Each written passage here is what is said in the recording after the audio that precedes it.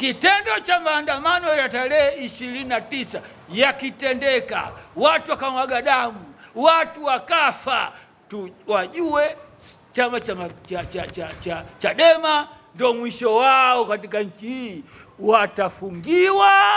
Lakini hii inaonyesha kwamba kuna mkakati rasmi uliofanywa vishiriki vyama hivi kwa ajili ya kuwa madalali na kwenda kinyume na haki na uhuru wa Watanzania. Tunapinga kwa nguvu zote, lakini amani ni muhimu kushinda yote yanayotendeka. CCM, kitendo cha kuziwia mabadiliko CCM ya nchi hii kwa nguvu ya dola, kwa kutumia katiba mbovu ambayo wanayo, lazima yatatokea uvunjifu wa amani, lazima. Na wale ambao wanataka kulazimisha mabadiliko, basi lazima amani itatokea.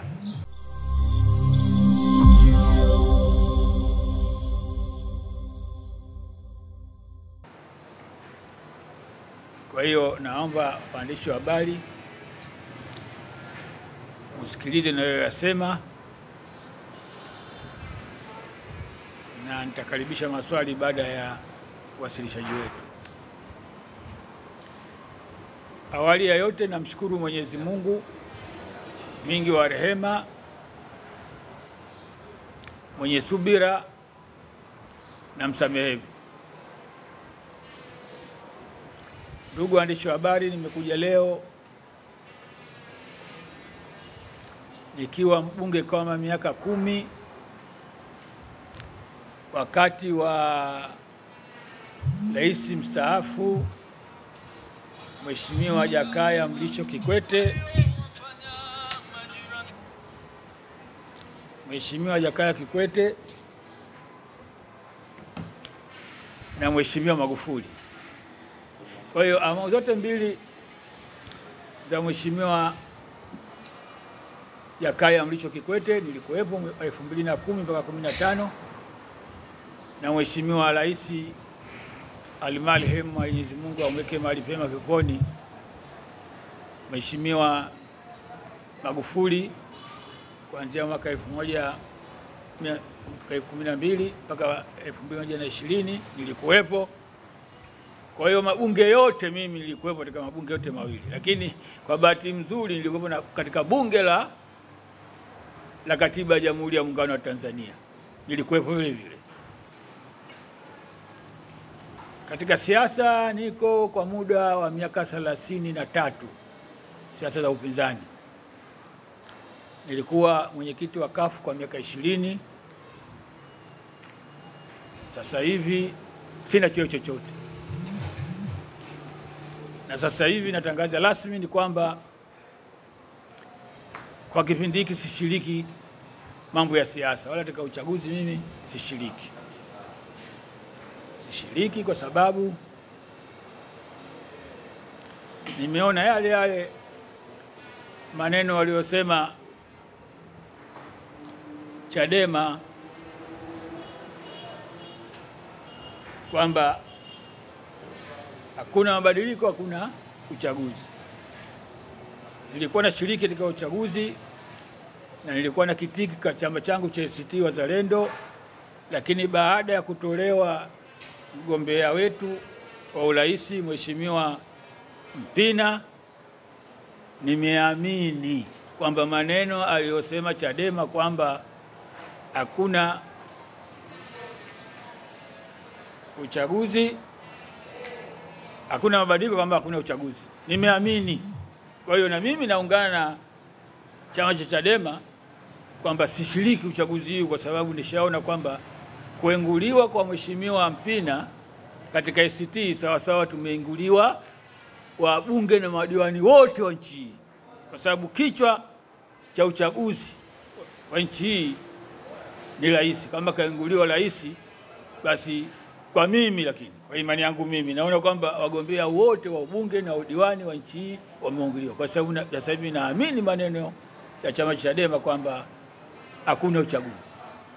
Hakuna uchaguzi huru na haki. Na kama hakuna uchaguzi huru na haki, hakuna uchaguzi. Hilo ndio la kwanza. Lakini la pili, vijana wangu watawasilisha mambo matano. Mimi mwenyewe kidogo sioni haya maandishi hapo madogo madogo, kwa hiyo nitamkabidhi yeye awasilishe mambo matano. Jambo la kwanza kuhusu kauli ya Kanali Tosh, Captain Tosh. Nitawakilisha hapa mimi waheshimiwa waandishi wa habari, yote aliyosema mheshimiwa au Captain Tesha, yote aliyosema ni yale yale ambayo yanasemwa na wanaharakati na watetea haki na demokrasia nchi. Yale yale amesema yote yale, mimi namunga mkono yote, lakini moja tu siungi mkono, moja tu siungi mkono, lakini yote yale amenukuu malalamiko ya wananchi. Yuko sahihi kabisa yule kijana, na ni kweli mzalendo wa nchi hii, isipokuwa kitu ambacho mimi nakiona katika yale aliyosema, jambo la kusema kwamba nchi ichukuliwe na jeshi, hilo napinga. Inakwenda kinyume na katiba ya Jamhuri ya Muungano wa Tanzania, kwamba nchi hii inaongozwa kwa mujibu wa misingi ya uhuru, haki, udugu na amani. Huo ndio msingi mkubwa katika utangulizi wa katiba, kaisome hiyo. Na vitu hivyo havipatikani isipokuwa katika nchi ya kidemokrasia yenye bunge lililochaguliwa na wananchi na mahakama inayotoa haki kwa uhuru bila woga wala upendeleo. Sasa kama ni nchi ya kidemokrasia, siwezi kukubaliana kwamba nchi hii sasa hivi kutokana na hali iliyokuwa nayo kwamba heti ikamatwa na wanajeshi kwa kipindi. Hiyo haiwezekani. Lakini naamini kabisa kwamba aliyosema mwingine yote ni sahihi na ndiyo kilio cha wananchi. Kwa hiyo kwa hapo nieleweke hivyo. Jambo la pili,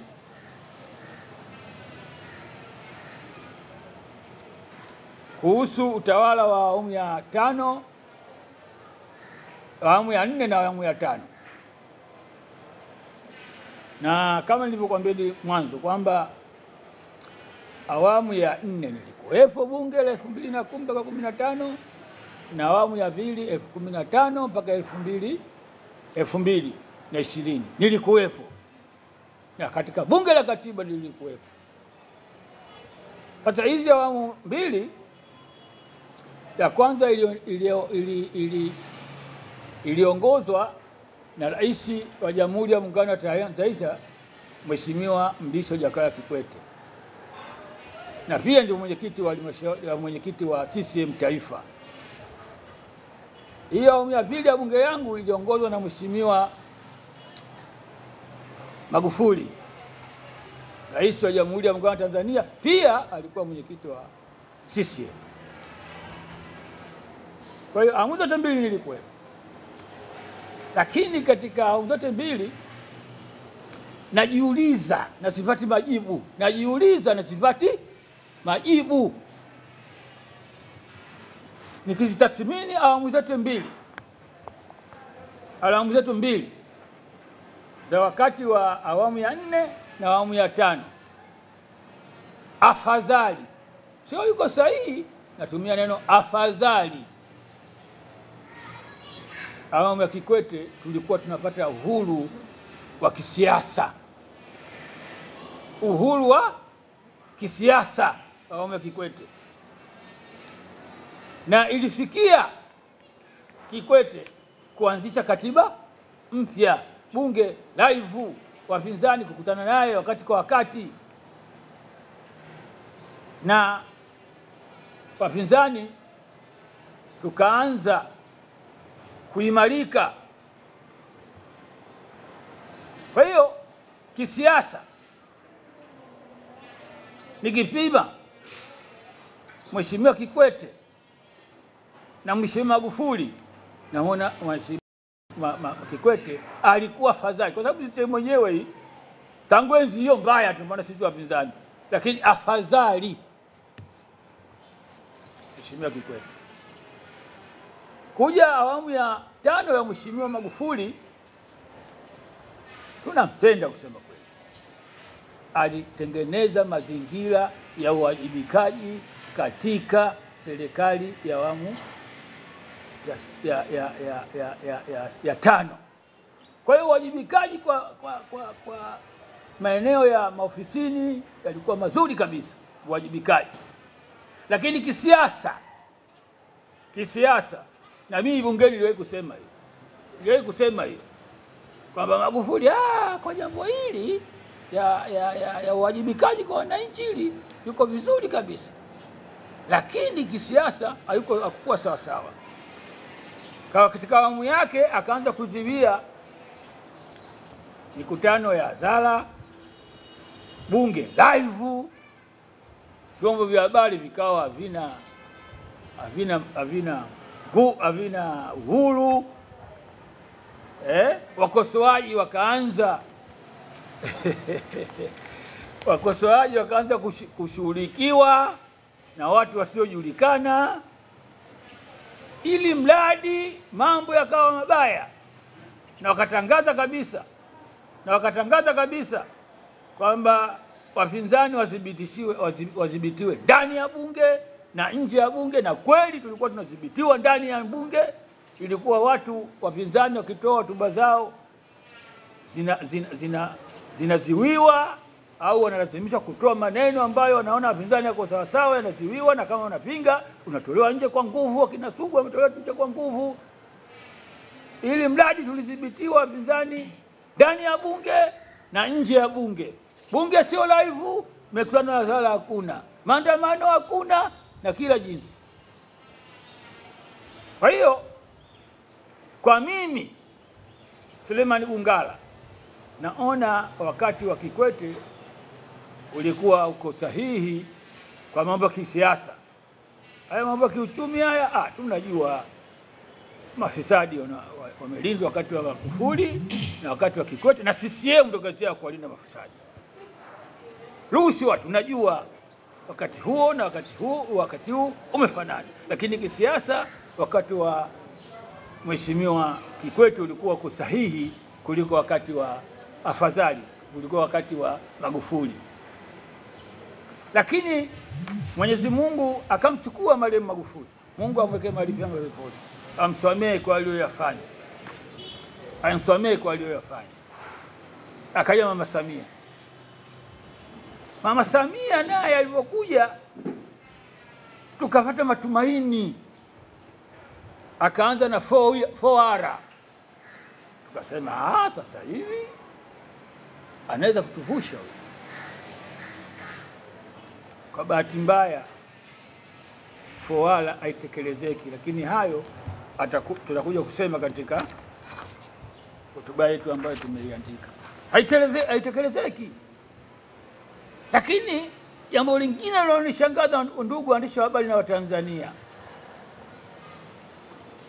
zinaenezwa habari ambazo mimi bado nazichunguza, sijaziona kama sahihi au sio sahihi, kwamba Rais mstaafu Mheshimiwa Jakaya Kikwete ndo ambaye anaongoza haya mambo yanayotokea sasa hivi kwa kumshauri vibaya Rais wa Jamhuri ya Muungano wa Tanzania Mama Samia Suluhu.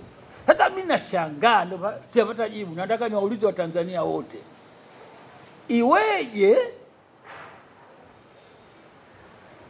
Rais mstaafu Jakaya Kikwete katika utawala wake aliruhusu maandamano, aliruhusu mikutano ya hadhara, akiongea na wapinzani, bunge lilikuwa live, kilio cha wapinzani cha katiba akaanzisha, leo aonekane kwamba haya yanafanyika sasa hivi kutokupatikana katiba na nini na mambo mengine yote, awe yeye Kikwete ndio mshauri? Inanishangaza. Lakini cha msingi zaidi yale ambayo alikuwa anasimamia Mheshimiwa Kikwete ndiyo ambayo ameanzisha Mheshimiwa Rais wa Jamhuri ya Tanzania Mama Samia. Yale alikuwa anasimamia. Kama kweli mshauri alikuwa mshauri wa Rais Samia Mama Samia Rais Kikwete, basi inaonesha Kikwete ana dalili zile zile za kurudisha demokrasia ile aliyoiacha. Na ndio maana kuna fowara. Na ndio maana wakaanzishwa maandamano yaruhusiwe mikutano ya hadhara. Na sasa hivi bahati nzuri na katiba imeingizwa katika ilani ya CCM. Yale ambayo alikuwa anataka anayafanya Kikwete ndiyo ambayo sasa hivi anayasimamia Mheshimiwa Rais wa Jamhuri ya Muungano wa Tanzania. Kwa hiyo sielewi mtu anayesema kwamba Kikwete anamshauri vibaya Rais wa Jamhuri ya Muungano wa Tanzania. Ushauri mbaya kurudisha mikutano ya hadhara kama ndio ushauri, kurudisha maandamano, kuiweka kurudisha katiba katika mchakato wa katiba katika ilani ya uchaguzi. Ubaya wake nini Kikwete? Kama ndio kweli mshauri ndio yeye. Nashangaa na sipate jibu. Nataka kwa waandishi habari wanaweza kuwa na majibu au wa Tanzania ili nipate jibu hilo. Kwa hiyo Samia kaahidi, kwa nini sasa hivi atekelezi yale mambo ambayo tumekubaliana kama maliziano? Katika hotuba yangu itakuwepo na atakuja kuieleza huyu vizuri. Jambo la 4 kuhusu mabadiliko. Nachosema kwa kifupi, mabadiliko uyawezi kuyalazimisha, uyawezi kuyazimisha wala kuyazuia. Kwa hiyo mabadiliko hayupo mtu yoyote duniani anayeweza kuyazuia, na hayupo mtu yoyote duniani anayeweza kuyalazimisha. Hakuna mabadiliko. Kama binadamu unapozaliwa unaanza kuota meno, nani anaweza kuzuia meno asitoke? Nani anaweza kuzuia mtu asikwawe? Nani? Kwa hiyo mabadiliko hayawezi kuzuiliwa na mtu yoyote na wala hayawezi kulazimishwa na mtu yoyote. Na ukiyazuia mabadiliko au ukilazimisha mabadiliko, lazima kutatokea na vurugu na amani itatokea katika sehemu hiyo. Ukiyazuia, kitendo cha kuzuia mabadiliko CCM ya nchi hii kwa nguvu ya dola, kwa kutumia katiba mbovu ambayo wanayo, lazima yatatokea uvunjifu wa amani. Lazima. Na wale ambao wanataka kulazimisha mabadiliko, basi lazima amani itatokea. Kwa hiyo mabadiliko hayaziwiwi na wala hayalazimishwi. Mtu atakayezuia hakikishe lazima matatizo yatapatikana, na mtu atakayelazimisha lazima matatizo yatapatikana. Kwa hiyo mabadiliko yaachiwe yafanyike kwa mabadiliko, na mabadiliko yana wakati. Sasa serikali ya CCM inajitahidi kujiwia mabadiliko. Lazima katika nchi hii yatatokea matatizo makubwa, amani itavunjika na kila kitu. Kwa hiyo mimi nimekuja leo kuambia Watanzania, mabadiliko hayazuiliwi na wala mabadiliko hayalazimishwi. Kitu ambacho nimekuja kwa nyinyi waandishi wa habari leo ndio cha muhimu iko kuwaomba Watanzania, amani ni tunda la haki. Tunaamini kabisa, mimi naamini kabisa, pasipo na amani, pasipo na haki hakuna amani. Nimekuja kuambia Watanzania, na amani kivunjika, kurudi katika utulivu ngumu sana. Ndugu zangu, vijana wangu, wananchi wazangu, ni ngumu sana. Kwa hiyo tujitahidi kwa kadiri ya uwezo wetu, amani sivunjike. Tuvumilie, na ndio demokrasia hiyo. Demokrasia ni kuvumilia, kufanya subira, kusameana, tukutane, tuliziane, wale tuliziana, yale tuliziana yatendeke. Na hilo ndo kosa lilofanywa na serikali ya awamu ya 6. Tumeliziana, yale tuliziana hayakutendeka. Na mfano wa uchaguzi wa 2024, tumeliziana uchaguzi utakuwa huru na haki, yakatokea yale yalikuwa yanafanywa mwaka 2019 na 2020, yale. Hapo ndipo chama cha Chadema ikasema bila mabadiliko, hakuna uchaguzi. Kutokana tuliziana uchaguzi utakuwa huru na wa haki, lakini akatokea yale. Kwa hiyo Chadema mimi ninawaunga mkono kwa 100% kutokuingia katika uchaguzi. Na narudia tena, ndugu waandishi wa habari na Watanzania, vyama vyote vya upinzani vilivyoingia katika uchaguzi vimewasaliti wa Tanzania. Kama tusingeingia, CCM asingefanya uchaguzi peke yake. Na ndivyo inavyokuja zana na hisia kwamba vyote vilivyoingia katika uchaguzi ni vyama ambavyo vimetengenezwa na CCM, madalali wa CCM. Ndio haiwezekani. Leo tunaona kabisa vyama vinaanzishwa juzi tu, wanatembea na helikopta. Vyama vinaanzishwa juzi tu, wamepewa magari, na sio magari tu.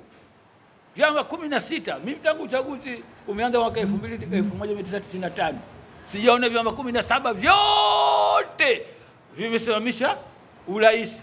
Lakini ukienda majimboni huko wabunge hawana wala madiwani. Lakini hii inaonyesha kwamba kuna mkakati rasmi uliofanywa vishiriki vyama hivi kwa ajili ya kuwa madalali na kwenda kinyume na haki na uhuru wa Watanzania. Tunapinga kwa nguvu zote, lakini amani ni muhimu kushinda yote yanayotendeka. Na waomba wananchi tuvumilie siku ya 29.